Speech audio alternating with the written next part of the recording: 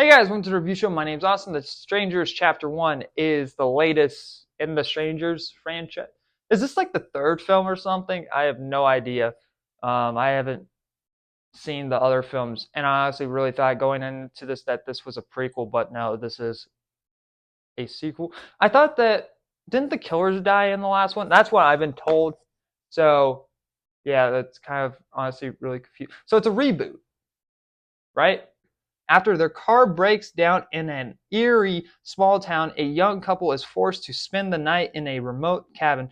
Panic ensues as they are terrorized by the three masked strangers who strike with no mercy and seemingly no motive. This is just the typical like teenage horror flick. This movie is rated R, right? I think it is. Um, I have no idea. Is it rated R? Yes, it's rated R. So why does it act like a PG-13 horror film?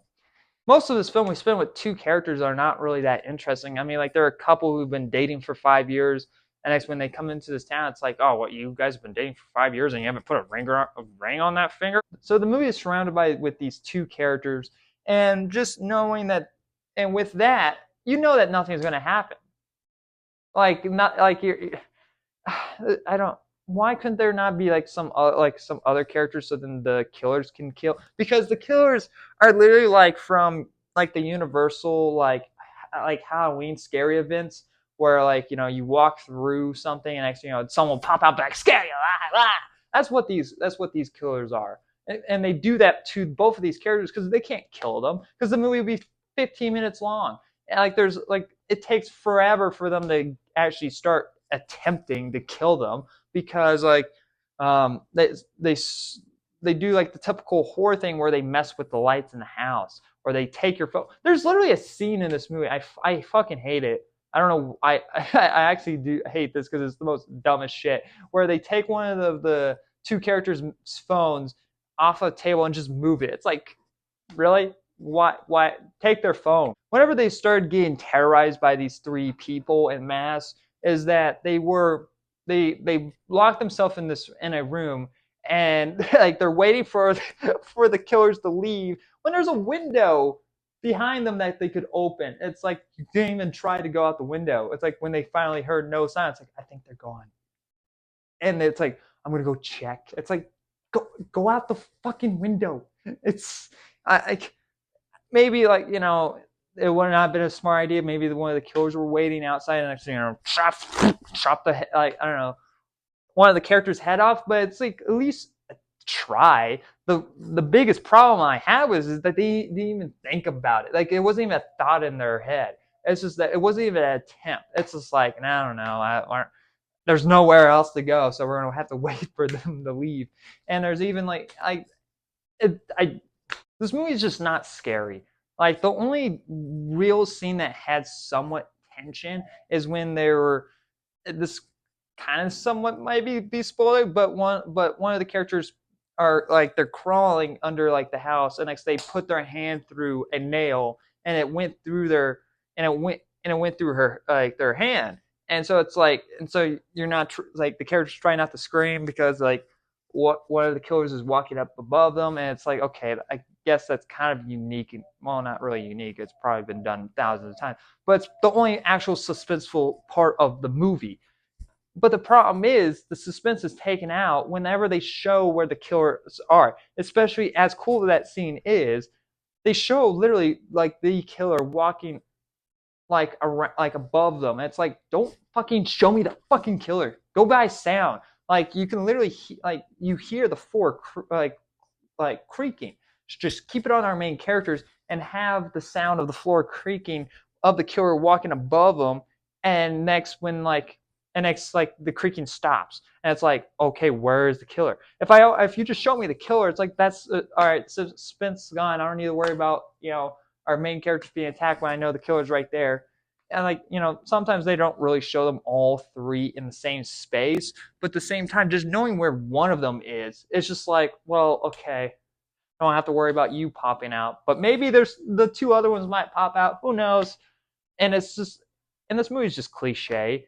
It really is like you have like you have there was one part in this movie where a character is taking a shower and next a killer is like standing like creepy like next to them, and they don't notice, and next character steps in the frame and next steps out of the frame and the killer's gone.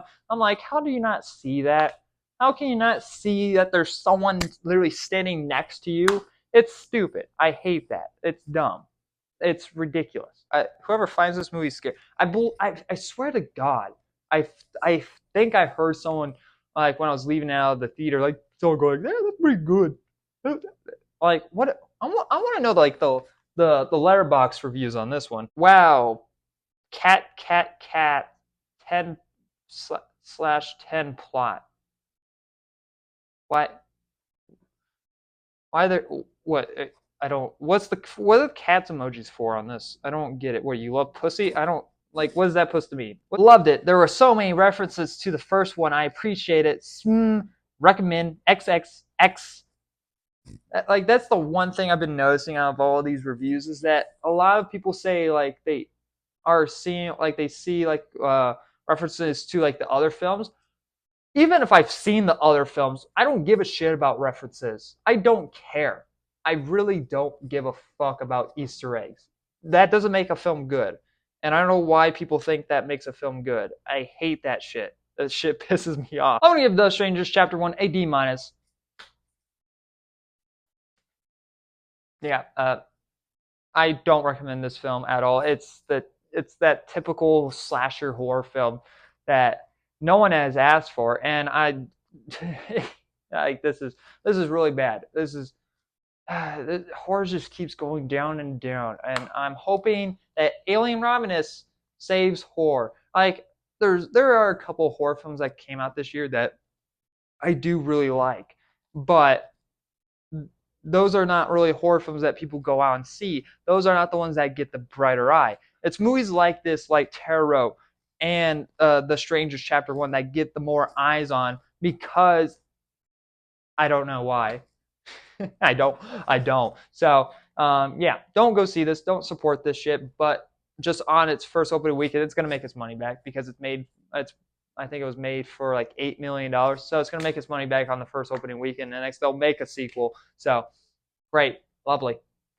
Don't, don't, don't you fucking see it. So anyway, guys, thanks very much for watching. Like always, I'll see you guys in the next review. Bye, guys.